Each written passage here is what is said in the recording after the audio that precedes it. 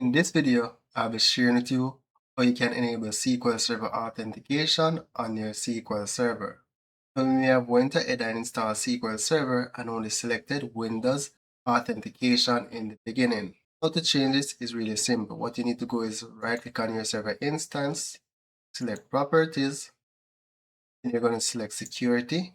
And then here you have the option to enable SQL Server and Windows authentication mode.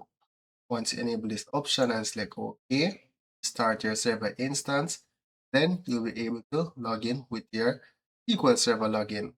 Now, one of the ways that you will know that your SQL Server login is not enabled is that you have created a SQL Server login. You're logging with the correct password and it's still saying invalid password or invalid login, right? That's how you would know that SQL Server login is disabled. That's it for now. Don't forget to leave a like or comment on this video.